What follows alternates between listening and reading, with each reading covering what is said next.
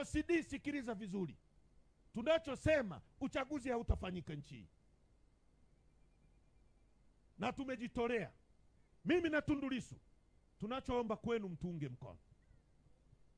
Tunachoomba Rungwe mtuunge mkono. Wangapi mko tayari kutunga mkono katika hilo? Hautafanyika uchaguzi hapa. Tunataka mabadiliko. Sisi sio wajinga. Sheria imepitishwa, tunaambiwa imeletwa Tume Huru ya Taifa ya Uchaguzi. Si ndivyo wanavyotuambia? Wakati ikiwa tume ya uchaguzi, aliyekuwa mwenyekiti wa tume ya uchaguzi anaitwa Jaji Mwambegele. Leo imebadilishwa kuwa Tume Huru ya Uchaguzi, mwenyekiti wa Tume Huru ya Uchaguzi Jaji Mwambegele.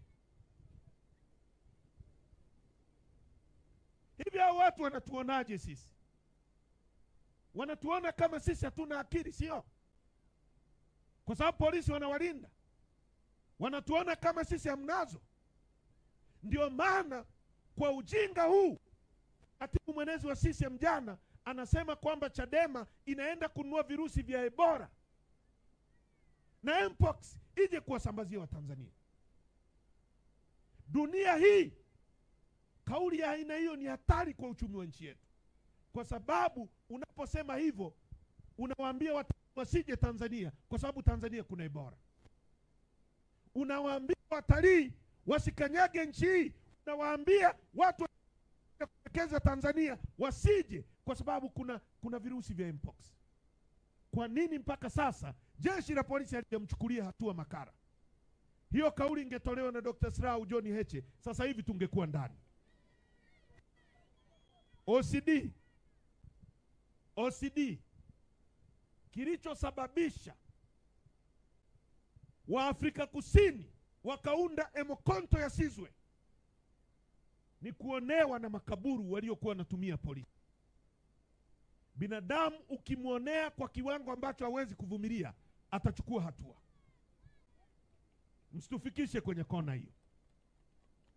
Tunaipenda nchi hii na tunawapenda nyie. Ndio maana tunawasemea mara mizuri. Ndio maana tunataka hata nyie muishi vizuri, mjenge, msomeshe watoto wenu kwenye shule nzuri. Ndio maana tunawasemea kuhusu kikokotoo. We love this country so much. Hatupendi kuonewa. Makara anasema tunanunua virusi, biological attacks. Hivyo virusi vinauzwa wapi? Kwenye duka gani? Vinauzwa shilingi ngapi? Tutavipitisha kwenye mpaka upi? Kwa sababu mipaka yetu yote inalindwa na vyombo vya dola. Hii ni kuandamaini vyombo vya dola, kuandamaini TIS. Ukienda kwenye viwanja vya ndege kuna vyombo vya dola, kuna TIS, kuna usalama wa taifa, kuna jeshi. Hivyo virusi tutavipitisha wapi? Ina maana Makara anasema vyombo vya ulinzi wa usalama wa nchi hii haviaminiki. Mtu anaweza kupitisha kitu cha hatari akaleta ndani ya nchi vikiwepo. Tutaaminije sukari zinazotoka nje kama ziko salama? Ngano zinazotoka nje kama ziko salama? Mchele unaotoka nje kama uko salama? Kama Makara anasema tunaweza kupitisha Mpox kwenye mipaka yetu na tukaingiza, tutaaminije hayo mambo?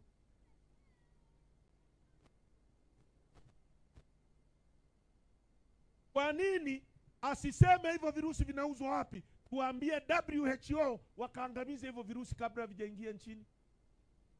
Na hivyo virusi ambavyo tunaweza kuvileta tukavielekeza kwamba yule ni Chadema usimdhuru, mzuru huyu ni CCM. Hivyo virusi viko nchi gani?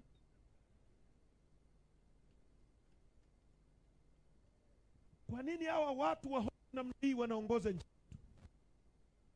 Kwa nini tunaruhusu watu wanaodharau wananchi na nchi yetu? Ndio maana anakuja hapa mzee wa miaka 82 amechoka, ambaye Wasira tukimfungia kwenye spika humo anasinzia pamoja na kelele za spika hii. Anakuja hapa ameshiba, amekuwa waziri. Mimi sijaliwa. Wasira hajui matatizo ya mtu ambaye hana nyumba, jui watu wanavyokosa madawa hospitali. Anakuja hapa ameshiba, anakuja kusema maparachichi ya Rungwe yana fungus. Sasa kama fungus, kwa nini serikali yako haijaleta madawa hapa kuyatibu? Mashamba ya chai haya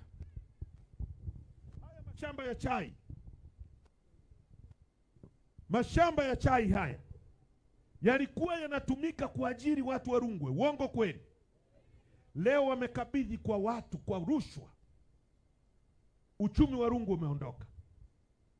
Nani anakuambia chai haina soko duniani? Nani anaweza kukuambia hivyo? Lini tumeacha kunywa chai nchi hii? Si kila siku tunakunywa chai? Chai yetu ya Rungwe hainunuliwi, lakini chai inatolewa Kericho, Kenya, imejaa kwenye shelf za nchi hii. Kama chai yetu ingekuwa na viwanda vya kuichakata hapa, leo ajira zingekuwa Rungwe za kutosha. Ndugu zangu, hatutakubali nchi hii igeuzwe kuwa nchi ya kikundi cha watu wachache. Hatutakubali. Haiwezekani leo nchi pekee yenye Tanzanite duniani, lakini nchi inayouza Tanzanite kuliko zote ni India. Watoto wenu wanapelekwa shuleni, Tanzania na miguu mingapi? Wahindi wanafundisha watoto wao namna ya kukata Tanzanite yenu.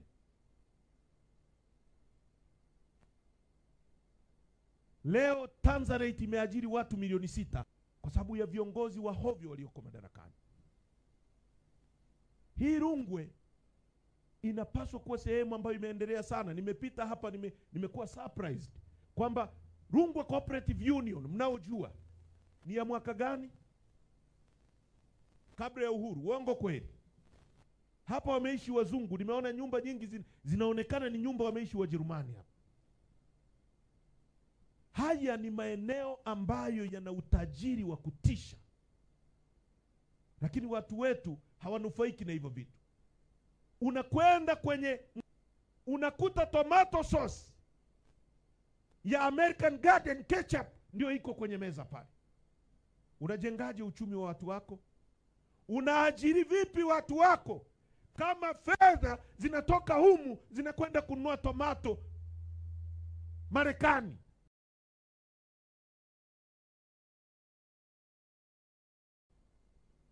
Tunashindwa kuweka kiwanda cha kuchakata tomato na kupaki kwenye maboksi ili kitengeneze ajira hapa. Nyanya zimejaa Rungwe, kila msimu zinaoza. Tunashindwa kutengeneza kiwanda kama hicho. Tunanunua American ketchup kutoka Marekani. Tunanunua toothpick kwenye meza zimeandikwa made in China, ambazo ukiwapa vijana milioni 200 watakata magogo, watachonga vijiti, wataviweka kwenye boksi, watauza hapo, wataajiri watu, watajenga nyumba. Unatengenezaje uchumi kwa watu waliochoka namna hiyo? Kufita matairi yetu ya General Tires, Yuasa, zilikuwa zinatengenezwa hapa. Betri za simu za National, zile za tochi, zilikuwa zinatumika za Tanzania. Leo hata betri ya tochi inatoka China. Na betri ya National, hata ile ya kijani, ndio ilikuwa inaheshimika kwa sababu inadumu muda mrefu. Nasema uongo wale wazee wa siku nyingi? Hivyo ndivyo unavyotengeneza ajira na uchumi.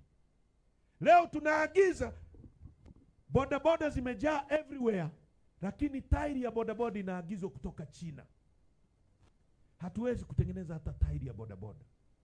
Unatengenezaje uchumi kama unachukua fedha za mlipa kodi wa Rungwe anayenunua tairi ya bodaboda, kijana wa Rungwe kama huyu, unaipeleka kutengeneza ajira Guangzhou, China, badala ya kutengeneza kiwanda hapa kiajiri vijana wa Kitanzania, walipe kodi serikalini, serikali ipate hela zaidi, iongeze askari zaidi, iongeze mishahara ya walimu, iongeze walimu zaidi, fedha yote inapelekwa China.